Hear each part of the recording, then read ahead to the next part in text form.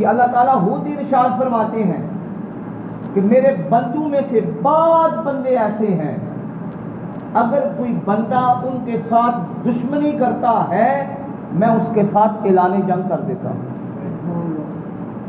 اور فرمایا وہ عبادت اتنی کرتے ہیں، وہ نوافل کی کثرت اتنی کرتے ہیں، اتنی کثرت کرتے ہیں نوافل کی کہ میں ان کے ہاتھ بن جاتا ہوں جن کے ساتھ وہ پکڑتے ہیں، میں ان کی زبان بن جاتا ہوں جن کے ساتھ وہ بولتے ہیں، میں ان کے کان بن جاتا ہوں جن کے ساتھ وہ سنتے ہیں.